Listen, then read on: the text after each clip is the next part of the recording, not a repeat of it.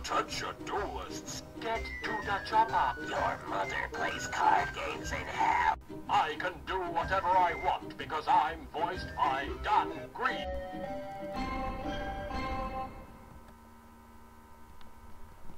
Hello, this is Arceus462. As of recently, I have joined a team called didnt, thanks to some of my dear friends. I saw some of their channels, and it so happens that they were part of Team D19. I asked, and they said they were cool. So to kind of celebrate this, I'm going to make 3 kind of talk videos of decks and how they would work in a match, like competitive wise. Even though they wouldn't look very competitive, they could be. Alright, so we're looking at a deck called the Illusion Jar deck. Illusion Jar deck. Blah blah blah. Speech impediment. Basically, you are using in this deck a Summoner of Illusions to get out big monsters like Cyber End Dragon, Twin Dragon, Ogre 2, and that Gaia Drake card and all that. And then you use Morphing Jar as drawing card. Well, how do you do that even though he only works once?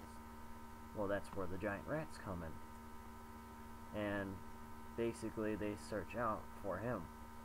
And you go, well, how the heck is he going to be any use to me if he's just going to be summoned by giant rat and go to the graveyard right away? Well, there's 2 things that can help you work with it. Either Monster Reborn in a Book of Moon, or a Shallow Grave, which each player brings up a monster in the face-down defense position. Sure, he gets a monster too, but you get your Morphing Jar or your Summoner that you need, and then go for the win, or draw power. And then of course you got cards like Sing and the Search It Out. And now we got an interesting card called AD Changer. And you go, well, why the heck would I be using that?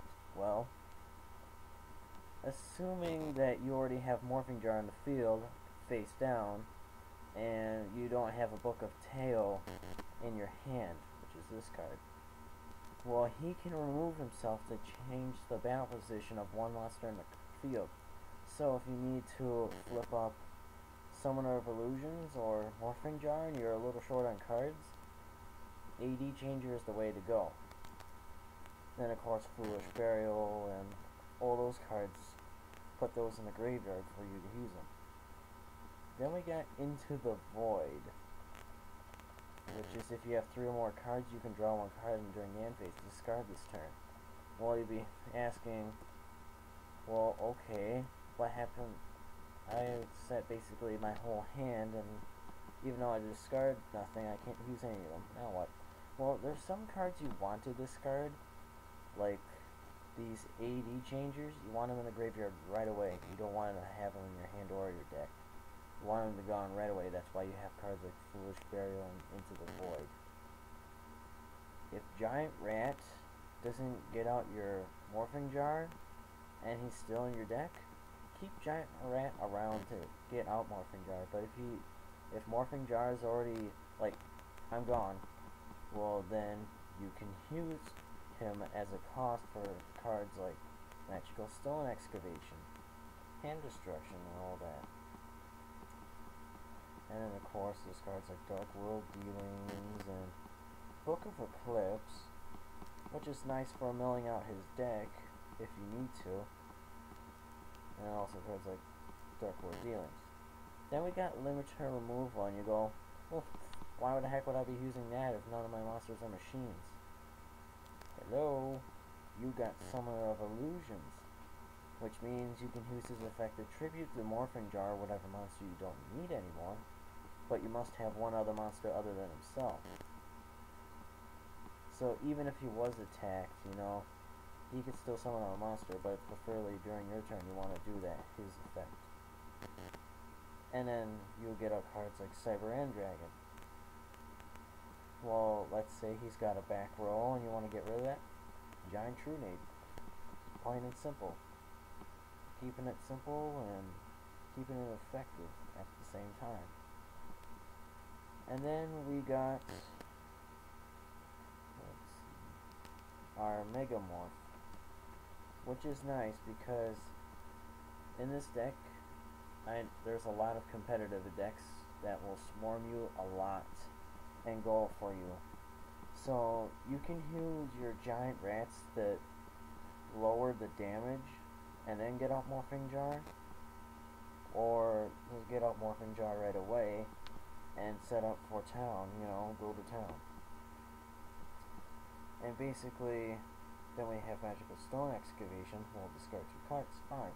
But then you get 1 card of the spell that you want in your graveyard.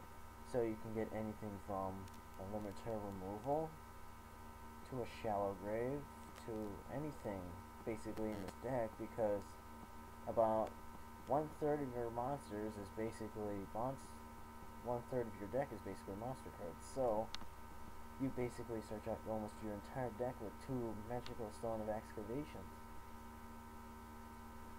And then we bring ourselves to the Book of Tau. I'm not going to talk about Book of Moon because we all know why we would use it. Because, of course, flip down Morphing Jar and Summon of Illusions or his monsters. But Book of Tau, I don't know if the turn you set your monster from your hand you can activate it or not, but there's been a dispute that you can't.